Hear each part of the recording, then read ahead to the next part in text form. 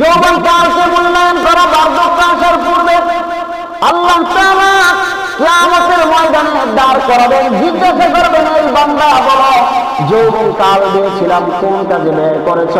যৌবনকালের হিসাব না দেওয়া পর্যন্ত এক চুল পরিমাণও লড়াচড়ার কোন ক্ষমতা নাই।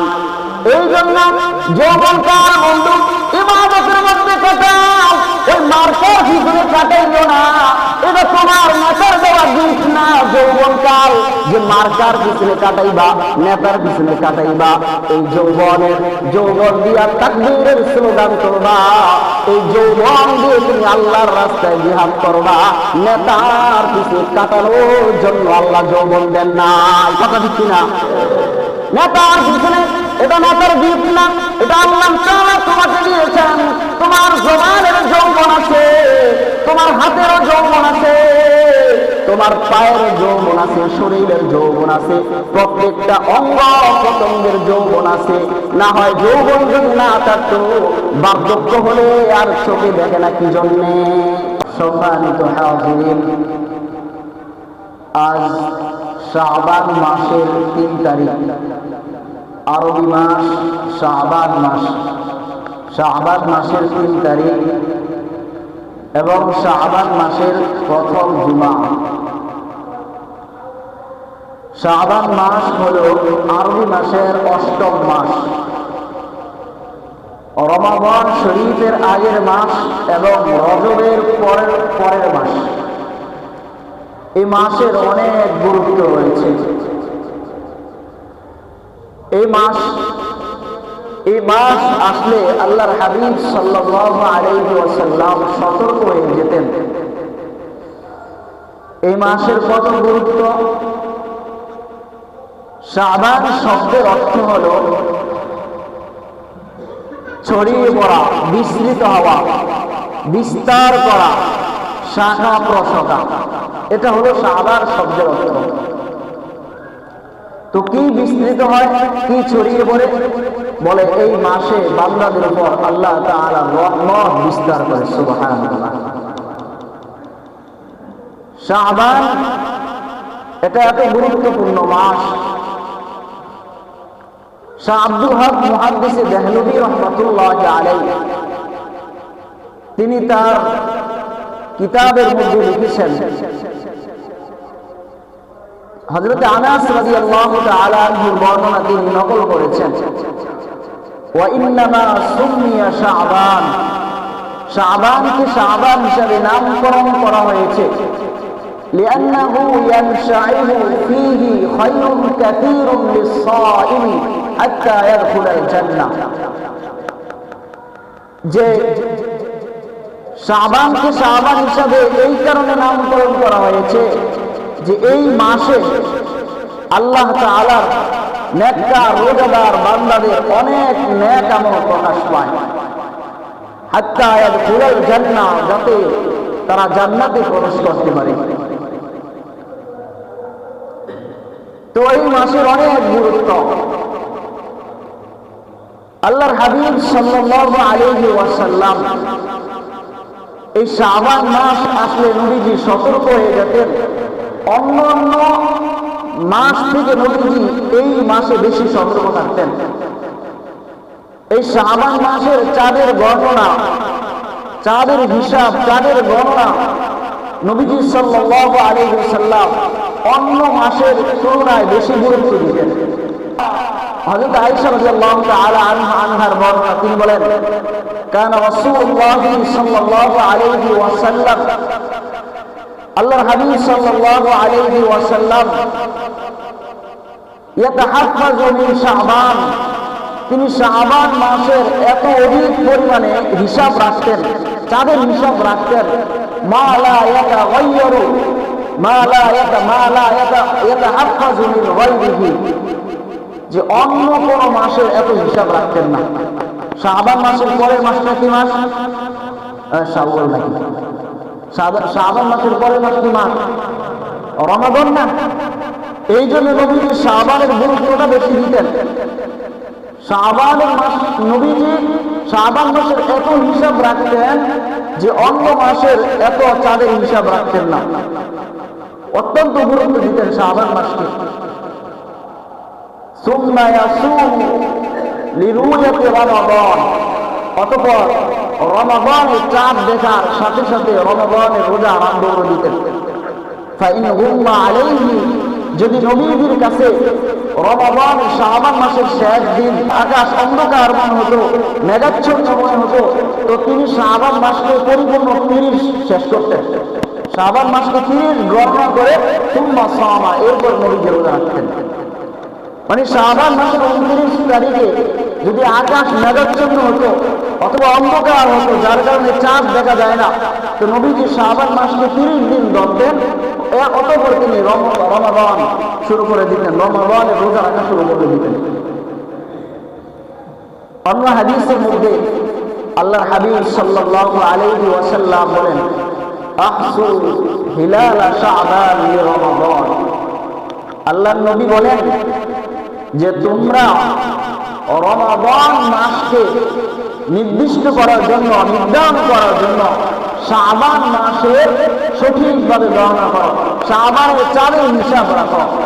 রমাদানকে সঠিকভাবে হিসাব রাখার জন্য শাবানকে হিসাব রাখো, শাবানের চাঁদের হিসাব রাখো। আমাদের এখানে যারা আছি অনেকেই বলে দিতে পারবো আজকে ইংরেজিতে কত তারিখ, কিন্তু এমন মানুষ পাওয়া যাবে কিনা জানি না যে শাবানের যে আজকে 3 তারিখ এটা উনি জানেই না, আমার থেকে শুনে বলছে। কি কথা ঠিক না? অথচ আরবি মাসটা হলো এটা আমাদের নিকট গুরুত্বপূর্ণ মাস। আরবি মাসের সাথে আমাদের রোজার সম্পর্ক, আরবি মাসের সাথে আমাদের ঈদের সম্পর্ক, আরবি মাসের সাথে আমাদের কোরবানির সম্পর্ক, আরবি মাসের সাথে আশুরার সম্পর্ক। সব ইবাদত বন্দেগী সব কিছু আরবি মাসের সাথে সম্পৃক্ত, কিন্তু আমরা আরবি মাসের হিসাব রাখি না, সবাই ইংরেজির হিসাব রাখি, গুরুত্ব দেই না। এই জন্য আরবি মাসের হিসাব রাখা ফরজে কিফায়া। আমার এক ওস্তাদ বুখারী যে হুজুরের কাছে পড়েছিলাম, আল্লামা মুফতি হেমায়েতুল্লাহ কাসিমি দামাত বারাকাতুহু, ওই হুজুর ক্লাসের মধ্যে কয়েকদিন বলেছিলেন, আমি শুনেছি। হুজুর বলেন, আমি যখন ব্যাংকে যাই লেনদেন করতে, ওই জায়গায় আমি আরবি তারিখ লিখে দিয়ে আসি। ব্যাংকে যখন লেনদেন করতে যাই ওই জায়গায় আমি আরবি তারিখ লিখে দিয়ে আসছি। আমার সব হিসাব কিতাব সব কিছু আরবিতে চলে। এটা যদি আমরা চাই পারবো না? বা ইংরেজি লেখেন সাথে আরবিও লেখেন, সমস্যা কি? যেহেতু বিশ্ব ইংরেজি অনুযায়ী চলতেছে, ইংরেজিও লেখেন সাথে আরবিটাও লেখেন, একটা ফরজ আদায় হয়ে গেল আপনার। এই জন্য শাবান মাসের আরবি মাসের হিসাব রাখা এটা ফরজে কিফায়া। এই জন্য নবীজি বলেছেন, আকসু ইলালা শাবান লিরমাদান, রমাদানকে সঠিকভাবে গণনার জন্য তোমরা শাবান মাসের চাঁদের হিসাব রাখো। এই শাবান মাসে নবীজি অন্যান্য মাসের তুলনায় অধিক পরিমাণে ইবাদত বন্দেগী করতেন। সবচেয়ে বেশি যে ইবাদত করতেন, নবীজি রোজা রাখতেন। এই শাবান মাসে নবীজি সবচেয়ে বেশি কি রাখতেন? রোজা রাখতেন। আল্লাহর হাবিব সাল্লাল্লাহু আলাইহি সাল্লাম হাদিসের মধ্যে আসছে, বুখারীর হাদিসের মধ্যে আসছে, আম্মা জান আয়েশা সিদ্দিকা রাদিয়াল্লাহু তাআলা আনহা বলেন, আল্লাহর হাবিব সাল্লাল্লাহু আলাইহি ওয়াসাল্লাম শাবান মাস যখন চলে আসতো, নবীজি এত অধিক পরিমাণে রোজা রাখতেন যে আমরা বলা বলি করতাম, আল্লাহর হাবিব যে রোজা শুরু করছেন আর মনে হয় রোজা ছাড়বেন না, রাখতে আছে।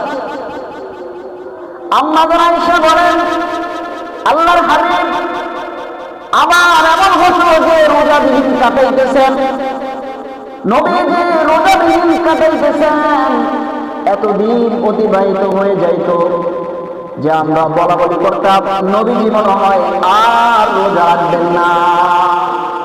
এটা নবীজির অভ্যাস ছিল। আম্মা জান আয়েশা বলেন, আল্লাহর হাবিব সাল্লাল্লাহু আলাইহি ওয়াসাল্লাম নবীজি সাল্লাল্লাহু আলাইহি ওয়াসাল্লামকে পরিপূর্ণ 1 মাস রোজা রাখতে দেখেছি শুধুমাত্র রমাদান মাসে।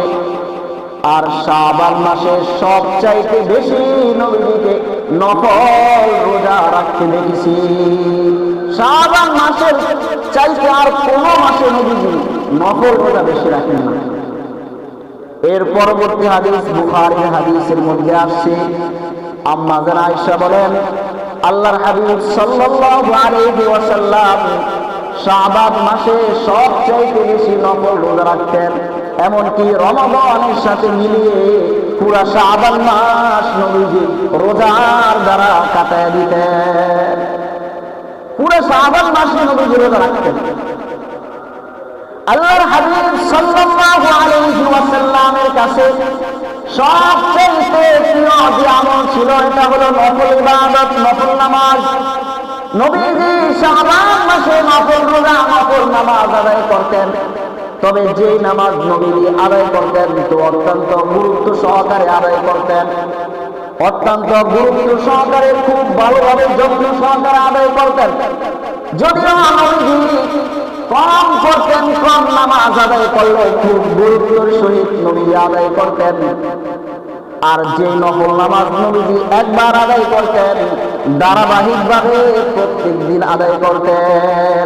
আমরা তো একদিন রোজা রাখি, একদিন হুজুরের ওয়াজ শুনে একবারে তওবা ইস্তেগফার করে একবারে মসজিদের সামনের কাতারে বসি, এরপরে আর এক সপ্তাহ খবর নেই।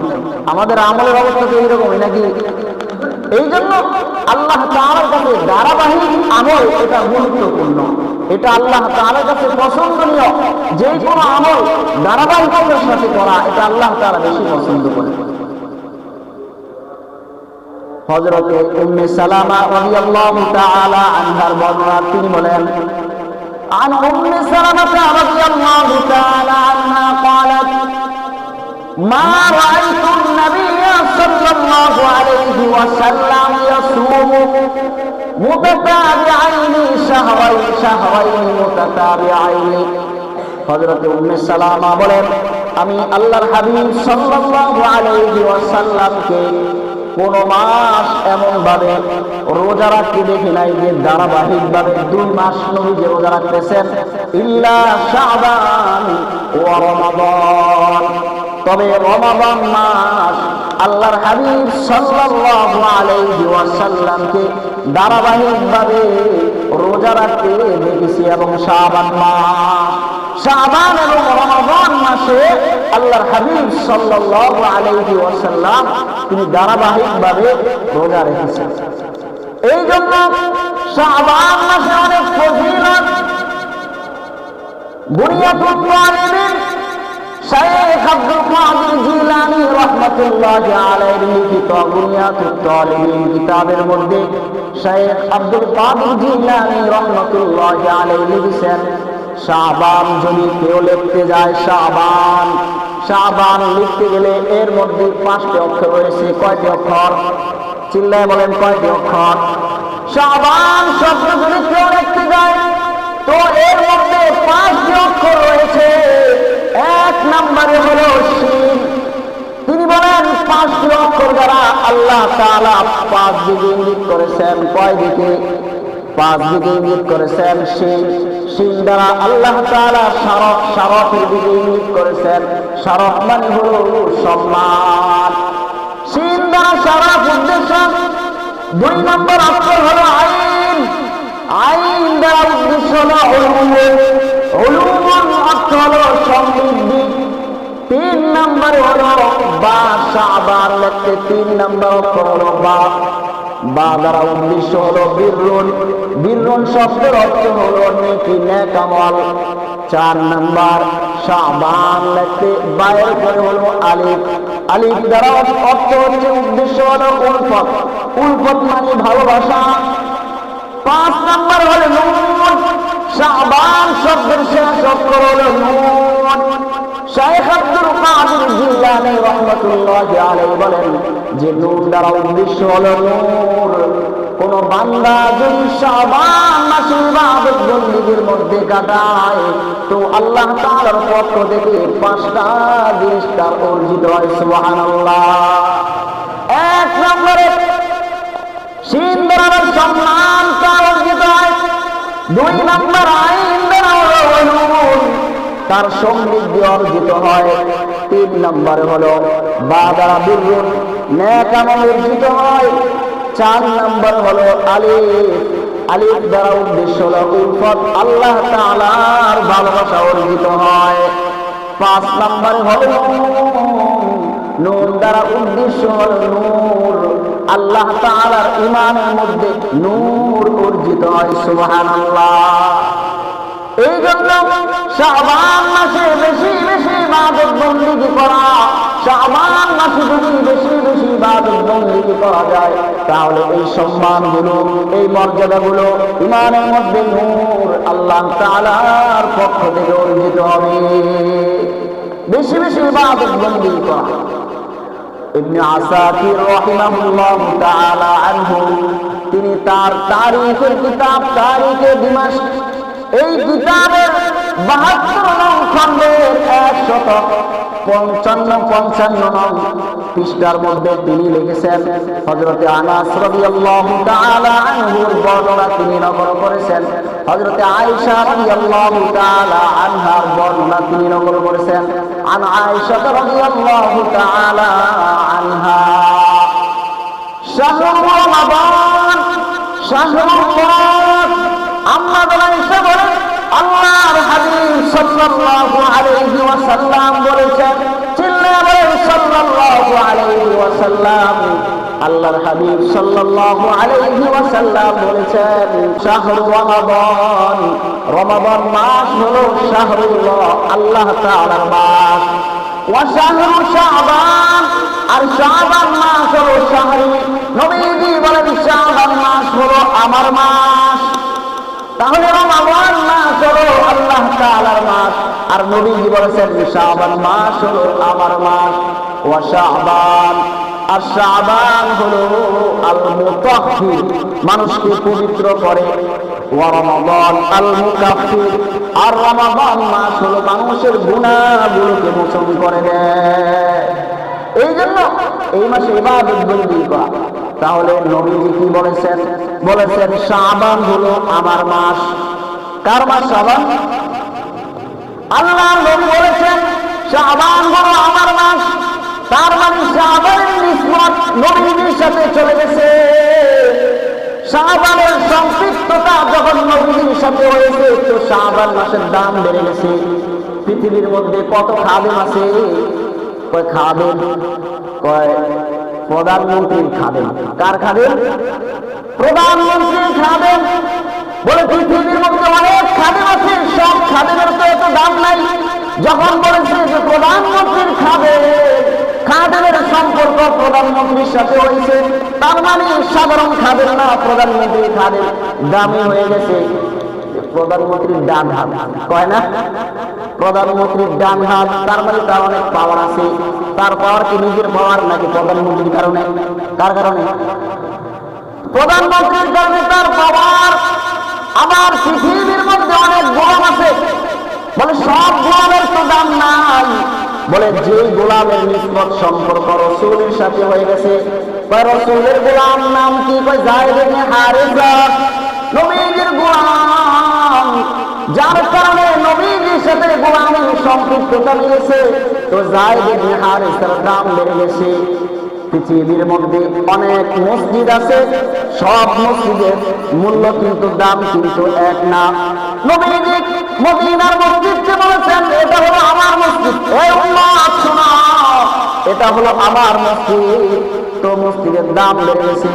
এই জন্য আল্লাহর নবী বলেন কেউ যদি আমার মসজিদে 1 রাকাত যদি নামাজ আদায় করে উম্মত, তো অন্য মসজিদে নামাজ আদায় করলে যে সওয়াব পাইতা, 1 রাকাত নামাজে 1000 রাকাত মতান্তরে 50,000 রাকাতের সওয়াব পাইবা। সুবহানাল্লাহ।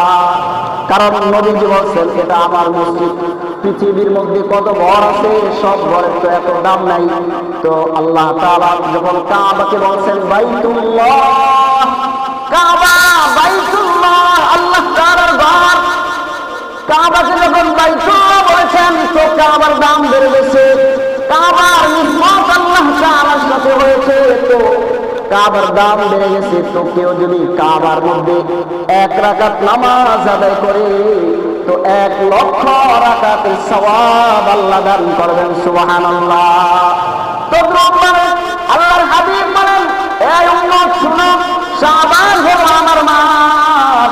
এই শাবানে যদি ইবাদত বন্দেগী করো তো আল্লাহ তাআলার রহমত তোমাদের উপরে বর্ষিত হবে। সুবহানাল্লাহ। নবীজির সাথে শাবানের সম্পৃক্ততা লেগে গেছে। আল্লাহর হাবিব শাবান মাসে সবচেয়ে বেশি ইবাদত বন্দেগী করতেন, বিশেষ করে নফল রোজা বেশি রাখতেন। কেন নফল রোজা রাখতেন? এক নম্বর কারণ হলো শাবান মাসে মানুষ গাফিল থাকে, ইবাদত বন্দেগী থেকে শাবান মাসে গাফিল থাকে। এই কারণে নবীজি বেশি বেশি শাবান মাসে ইবাদত বন্দেগী কাটাইতেন, নফল রোজার মধ্যে কাটাইতেন। দুই নম্বর কারণ হলো শাবান মাসে বান্দার নেক আমল আল্লাহ তাআলার কাছে পেশ করা হয়। বান্দার নেক আমল আল্লাহ তাআলার কাছে পেশ করা হয়। আল্লাহর নবী বলেন, আমি পছন্দ করি যে আমার নেক আমল আল্লাহ তাআলার কাছে এমন অবস্থায় পেশ করো যে অবস্থায় আমি মুহাম্মাদুর রাসূলুল্লাহ রোজাদার। ঠিক আছে না? নবীজি বলেন, আমি পছন্দ করি আমার নেক আমলটা আল্লাহ তাআলার কাছে পেশ করুক এমন অবস্থায় যে আমি রোজাদার থাকি। তিন নম্বর কারণ হলো সামনে যেহেতু রমাদান মাস, রমাদান মাসের একটা প্রস্তুতি আছে, কথা ঠিক কিনা? ফাইনাল খেলার আগে টেস্ট খেলা হয় না একটা? ফাইনাল খেলার আগে একটা টেস্ট করা হয় না? ফাইনাল পরীক্ষার আগে একটা টেস্ট পরীক্ষা হয় কি হয় না? তো রমাদান হলো ফাইনাল। রমাদান মাস আল্লাহ তাআলার বরকতি মাস। রমাদান মাসের রোজা রাখতেই হবে। নবীজি রমাদান মাসের প্রস্তুতি স্বরূপ শাবান মাসে রোজা রাখতেন। রমাদানের প্রস্তুতি স্বরূপ রোজা রাখতেন। রমাদান মাসের সম্মান স্বরূপ আল্লাহর হাবিব সাল্লাল্লাহু আলাইহি ওয়াসাল্লাম এই শাবান মাসে বেশি বেশি রোজা রাখতেন। চার নম্বর কারণ হলো এই শাবান মাসে মালাকুল মাউতের কাছে এই বছরে যারা ইন্তেকাল করবে, মৃত্যুবরণ করবে, ওই মালাকুল মাউতের কাছে যারা এই বছরে ইন্তেকাল করবে তাদের একটি লিখিত লিস্টি পেশ করা হয়। মালাকুল মাউতের কাছে একটা লিস্টি পেশ করা হয় শাবান মাসে। তো নবীজি বলেন, আমি চাই আমার লিস্টি, আমার নাম, আমার মৃত্যুর পরোয়ানাটা এমন অবস্থায় মালাকুল মাউতের কাছে দেওয়া হোক যেই মাসে আমি রোজাদার, যে অবস্থায় আমি কি রোজাদার। হাদিসের মধ্যে নবীজি বলেছেন, তাহইয়াউনা কামা তামুতুন। আল্লাহ তাআলা কিয়ামতের ময়দানে বান্দাকে দাঁড় করাবেন ওই অবস্থায় যে অবস্থায় বান্দা মৃত্যুবরণ করে। কেউ যদি কোরআন তেলাওয়াত অবস্থায় মৃত্যুবরণ করে তো হাসরের ময়দানে কোরআন তেলাওয়াত অবস্থায় উঠবে। সুবহানাল্লাহ। হযরত ওসমান রাদিয়াল্লাহু তাআলা আনহু যখন তিনি শাহাদাত বরণ করেন, ওসমান রাদিয়াল্লাহু তাআলা আনহু তার ঘরের মধ্যে কোরআন তেলাওয়াত করতেছিলেন। তো দুর্বৃত্তরা আয়েশা হযরত ওসমানকে তরবারি দিয়ে আঘাত করে হযরত ওসমান লুটিয়ে পড়েন। তার রক্ত কোরআন শরীফের পাতার উপরে লেগে যায়। এই জন্য হযরত ওসমানকে কিয়ামতের ময়দানে হযরত ওসমান এই কোরআন নিয়ে উঠবেন। কোরআন হযরত ওসমানের জন্য সাক্ষ্য প্রদান করবেন। সুবহানাল্লাহ। কেউ যদি রোজা অবস্থায় মারা যায় তো আল্লাহ তাআলা কিয়ামতের ময়দানে ওই বান্দাকে রোজা অবস্থায় দাঁড় করাবেন। আবার কেউ যদি সিজদা অবস্থায় মারা যায় তো আল্লাহ তাআলা কিয়ামতের ময়দানে ওই বান্দাকে সিজদা অবস্থায় দাঁড় করাবে। ওই অবস্থায় সিজদা অবস্থায় যে যে অবস্থায় মারা যাবে কিয়ামতের ময়দানে ওই অবস্থায় সে উঠবে। নবীজি বলেন, আমি পছন্দ করি আমার মৃত্যুর পরোয়ানাটা মালাকুল মাউতের কাছে এই অবস্থায় দেওয়া হোক যে অবস্থায় আমি রোজাদার। এই জন্য আমি এই মাসে বেশি বেশি রোজা রাখি। শাবান মাসে বেশি বেশি কি রাখা? রোজা রাখা। আল্লাহর হাবিব সাল্লাল্লাহু আলাইহি ওয়াসাল্লাম এই মাসে এত পরিমাণ রোজা রাখতেন। আল্লাহর নবী বলেন, ও উম্মত, যথাসম্ভব তোমরা নফল ইবাদত বন্দেগী করো, কারণ আল্লাহ তাআলা ততক্ষণ পর্যন্ত তোমাদেরকে নেক দিতে থাকেন, নেক দিতে থাকেন, নেক দিতে থাকেন, যতক্ষণ পর্যন্ত তোমরা ইবাদত বন্দেগী করে ক্লান্ত না হও। রমাদান শরীফ সামনে আসতেছে, রমাদানের প্রস্তুতি স্বরূপ রোজা রাখা, রমাদানের জন্য এখন থেকে আপনার কি তৈয়ার হয়ে যাওয়া। এই জন্য কত মানুষের দৃষ্টি আজরাইলের কাছে চলে গেছে, মালাকুল মউতের কাছে চলে গেছে, কিন্তু সে এখনো বিল্ডিং উড়াইতেছে, তারা উঠাইতেছে, আছে কি নাই? কত মানুষের দৃষ্টি আজরাইলের কাছে চলে গেছে, কিন্তু সে এখনো বিশাল প্রজেক্ট নিয়ে স্বপ্ন নিয়ে বসে আছে। কত মানুষের দৃষ্টি আজরাইলের কাছে চলে গেছে, সে এখনো দুনিয়া নিয়ে ব্যস্ত আছে, দুনিয়াতে এটা করবে, ওইটা করবে, এইটা বাকি আছে, ওইটা করতে হবে, এইভাবে সে কল্পনা করে। অথচ তার দৃষ্টি শাহবান মাসে আজরাইলের কাছে, মালাকুল মউতের কাছে চলে আসছে। এই জন্য এই সময়কে মূল্যায়ন করা, অতীত কাল যেটা চলে গেছে এটা আর ফিরত আসবে না, বর্তমান যে কাল চলতেছে এই কালকে মূল্যায়ন করা। ভবিষ্যতের কোনো গ্যারান্টি নাই, আছে? ভবিষ্যতের কোনো গ্যারান্টি নাই। ওই যে ফিরোজ শাহের মতো হবে, 1 মিনিটের নাই ভরসা, সাঙ্গ হবে রং তামাশা। ঠিক আছে না? হ্যাঁ, শিল্পকলা একাডেমিতে গান গাইছিল ফিরোজ শাহ, গানের মধ্যে টান মারছে, 1 মিনিটের নাই ভরসা, সাঙ্গ হবে রং তামাশা। গানও শেষ, স্টেজও শেষ। জানেন না ঘটনা? জানেন না ঘটনা? ফিরোজ শাহ গান গাইছিল, 1 মিনিটের নাই ভরসা, সাঙ্গ হবে রং তামাশা। এই গান গাইছিল, রং তামাশা বইলা কান মাসে, গানের চলে শেষ। আসলে 1 মিনিটের নাই কোনো ভরসা। এ বন্ধু, দুনিয়ার মধ্যে যদি একটা পণ্য কিনা, পণ্যের গায়ের মধ্যে লেখা থাকে 1 বছরের গ্যারান্টি, কথা ঠিক কিনা? কিন্তু মানুষের হায়াতের মধ্যে, মানুষের গায়ের মধ্যে, শরীরের মধ্যে লেখা থাকে না এই মানুষটা 80 বছর বাঁচবে, লেখা থাকে নাকি? লেখা আছে কারো? মানুষের জীবনের কোনো নিশ্চয়তা নাই।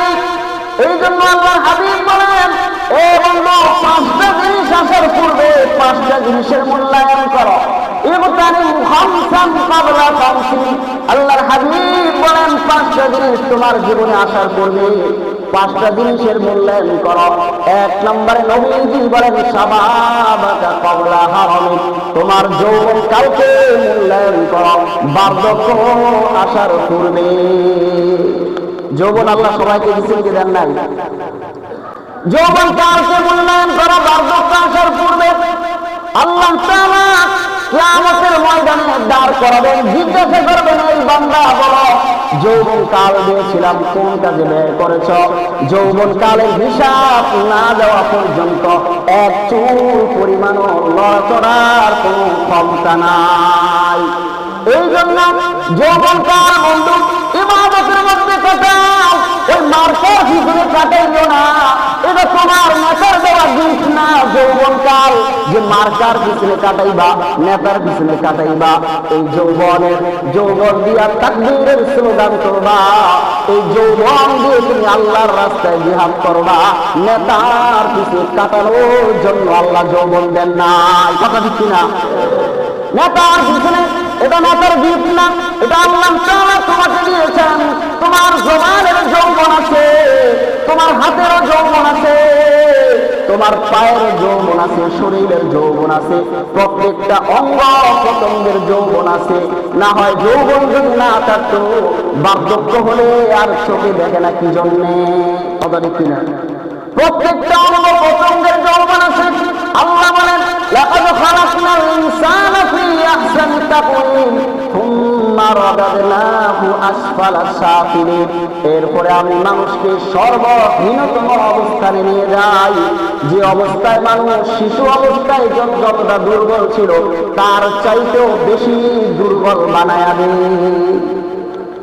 এই জন্য নবীজি বলেছেন, শাবাবাকা ক্বাবলা হারামিক, তুমি তোমার যৌবন কালকে মূল্যায়ন করো, তোমার বার্ধক্য আসার পূর্বে। ওয়াসিহাতাকা ক্বাবলা সাকামিক, তোমার সুস্থতাকে মূল্যায়ন করো, তোমার অসুস্থতা আসার পূর্বে। সুস্থ অবস্থায় এখন নামাজ পড়ে না, আরে হুজুর 80-90 হয়ে গেল, তারপরে নামাজ ধর্ম তাসবিহিয়া মসজিদের কোনায় বসে যাব। এ বন্ধু, 80 বছর যে বাঁচবা, কে বলবো তোমাকে তুমি যে 80 বছর বাঁচবা? আল্লাহর নবী বলেন, কত মানুষ আছে এই যে ঘরের মধ্যে জুমার নামাজ পড়তেছে, আছে কি নাই? মনে চায় মসজিদে ইমাম সাহেবের পিছে 2 রাকাত নামাজ আদায় করে, কিন্তু সম্ভব না, কথা ঠিক কিনা? হসপিটালের বেডে শুয়ে আছে, মসজিদে যাইতে পারে না। এই জন্য নবীজি বলেন, শাবাবাকা ক্বাবলা হারামিক ওয়া সিহহাতাকা ক্বাবলা সাকামিক। অসুস্থতা আসার পূর্বে তুমি তোমার সুস্থতাকে মূল্যায়ন করো। ওয়া গিনাকা ক্বাবলা ফাকরিক, তোমার দারিদ্রতা আসার পূর্বে তুমি তোমার ধনাত্মতাকে, সচ্ছল অবস্থাকে মূল্যায়ন করো। দারিদ্র যখন চলে আসবে, মনে চায় মসজিদে সবাই টাকা দেয়, আমারও দিতে মন চায়, কিন্তু তার তো টাকা নাই, কথা ঠিক কিনা? তার তো টাকা নাই। এই জন্য এখন সামর্থ্য আছে, এখন আল্লাহর রাস্তায় দান সবচেয়ে বড়। অফারাগা ক্বাবলা শুগলিক, তোমার ব্যস্ততা আসার পূর্বে তুমি তোমার অবসর সময়কে মূল্যায়ন করো। এখন অবসর সময়কে মূল্যায়ন করে কোন টিভি দিতে, কথা ঠিক কিনা? বলে হুজুর সময় কাটে না, এই জন্য বিশাল একটা টেলিভিশন লাগাইছে 60 ইঞ্চি, ঘরের মধ্যে আছে কি নাই? নাই। সময় কাটে না, বাসায় বসে বসে কি করব, এই জন্য বিশাল একটা টেলিভিশন লাগাইছি। মোবাইল টিভি শেষ করতেছেন, ইউটিউব, ফেসবুক, বিভিন্ন রং তামাশা গেম খেলার সময় কাটাইতেছেন, অবসর সময় কাটে না, এই জন্য সময় কাটাইতেছে।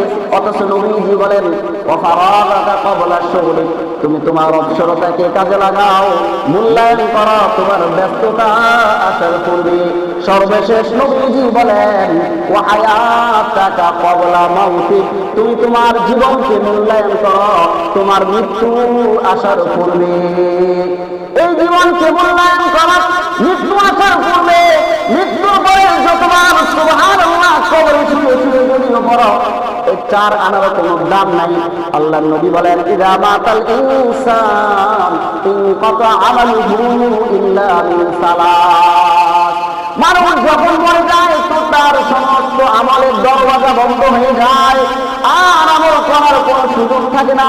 হ্যাঁ, কেউ যদি তার জন্য, তার পিতামাতা, ছেলে সন্তান যদি তার জন্য কিছু করে পাঠায় তো এটা পায়, অথবা দুনিয়ার মধ্যে কোনো ভালো কাজ করে গেছে, উন্নয়নমূলক কাজ করে গেছে, মসজিদে টাকা পয়সা দান করে গেছে, জায়গা জমি দান করে গেছে, মাদ্রাসা করে গেছে, অথবা নলকূপ বসায় গেছে, এগুলার সে প্রতিদান পাইতে থাকে।